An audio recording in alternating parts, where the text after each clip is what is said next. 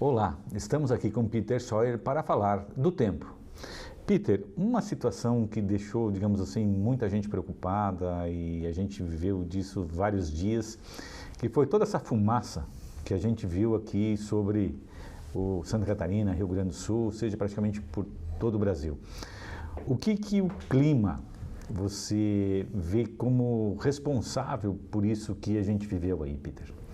Então, Luiz Henrique, essas queimadas que aconteceram principalmente no centro-oeste, norte do Brasil, Bolívia, Paraguai e Argentina, e também muitos pontos aqui do sul do Brasil, favoreceu esse céu mais esfumaçado, esbranquiçado, acinzentado, bastante fuligem e carbono também presente aí nessa estrutura, nessa película aí da atmosfera.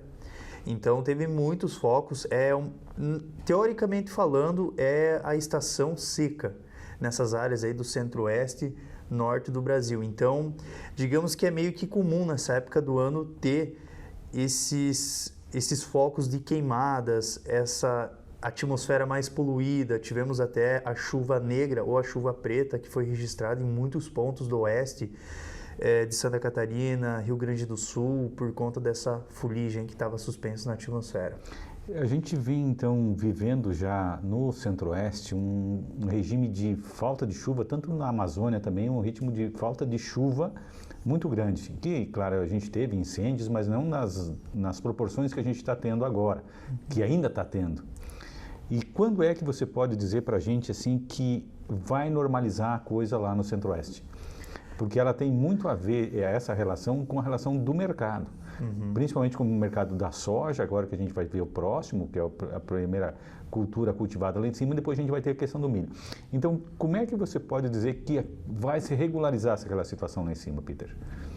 Eu acredito que ao longo do mês de outubro.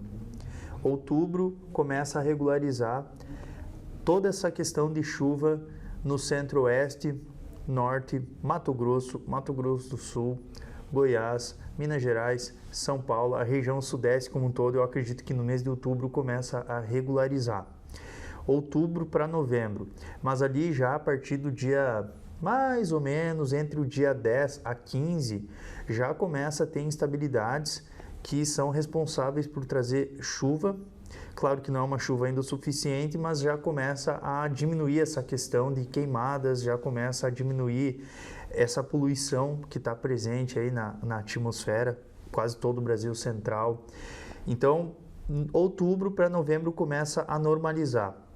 E a mesma situação para nós agora, né? Aqui na região sul do Brasil, essa segunda quinzena de setembro já começa a ter tempestades temporais mais frequentes por conta de baixas pressões, frentes frias, fluxo de ar quente e úmido que vem lá da Amazônia, e o mês de outubro, que deve ficar próximo acima da média em relação à chuva.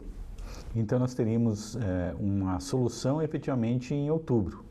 Lá na questão do Centro-Oeste. Trazendo para cá é um pouquinho mais cedo, então você fala aí em torno de 15 de setembro, agora da metade para frente, na segunda quinzena deste mês, a gente estaria com o clima já pronto para o plantio. Então tu vê um clima plantio tranquilo para a gente aqui, que é setembro, outubro? Sim, um clima bem tranquilo. Claro que vai ficar numa alternância, uma alternância entre períodos de frio e períodos de aquecimento. Só que esse frio que acontece não é relevante. Por quê? Porque a gente já teve um inverno que ficou próximo abaixo da média. Nós tivemos episódios de neve, tivemos episódios de geada e geada generalizada. Foram 6 episódios de geada generalizada que teve na região sul do Brasil, em especial Santa Catarina, Rio Grande do Sul, Sudoeste e Sul do Paraná e Grande Curitiba. Então, eu acredito que agora o frio já não é mais relevante. Pode ter um friozinho lá de vez em quando que na questão humana a pessoa sente, mas na questão da agricultura já não sente tanto, né? Se for ter geada, geada tradicional nas áreas clássicas, como o topo da Serra Catarinense, Serra Gaúcha, Campos de Palmas, alguma coisinha lá de vez em quando. Mas a princípio é Clima bom, setembro, segunda quinzena mais chuva, mais tempestades, mais temporais, né? Isso pode ser que afete um pouco da agricultura, principalmente a fruticultura. Claro que algumas lavouras de trigo pode ser que sejam afetadas por alguns temporais, as tempestades elas começam a ficar mais frequentes aqui na nossa região. E o mês de outubro também a chuva fica acima da média, é uma chuva que é mais regular por conta desses temporais, dessas tempestades, e lá para novembro começa a normalizar, começa a voltar a ficar mais seco, principalmente na segunda quinzena de novembro.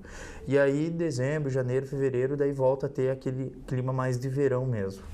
Uma coisa importante que a gente precisa analisar novamente, com relação à laninha. Como você pode caracterizar o nosso clima? Laninha, neutra, como é que é a laninha Modoc, como é que nós estamos com relação à laninha que influencia efetivamente muito o nosso clima aqui? Então, essa aqui não é uma laninha clássica, é uma laninha que ela é de intensidade fraca. O ninho, claro que isso depende muito do ponto do Oceano Atlântico, né? Ele é uma laninha fraca e não clássica. Mesmo assim, a gente já teve um período de tempo seco. Da segunda metade de junho em diante, não teve mais chuva direito no sul do Brasil, principalmente no estado de Santa Catarina e o Paraná, que vivenciou uma estiagem até, digamos que quase severa, principalmente o norte do Paraná, que está meio que anexado ali ao Mato Grosso do Sul. Paraguai ali foi uma região que foi castigada muito pela estiagem.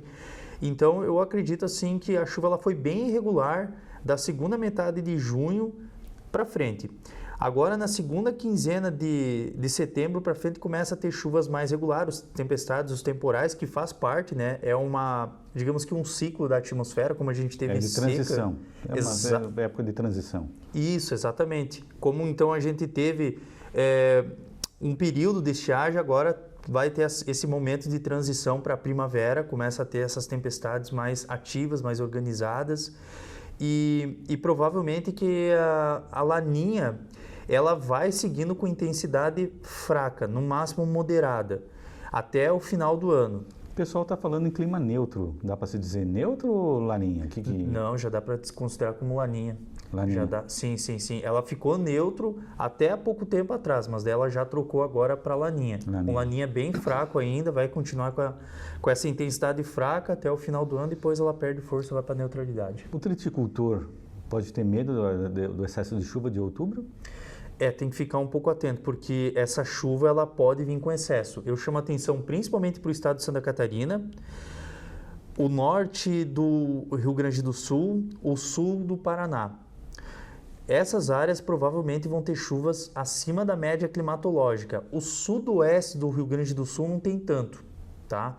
O Mato Grosso do Sul, o sul do Mato Grosso do Sul, essas áreas que fazem fronteira com o Paraguai, com o estado do Paraná, essas áreas aí também vão ficar acima da média. O norte nem tanto, o norte ainda vai sofrer um pouco, mas gradualmente vai também se espalhando por lá essa chuva.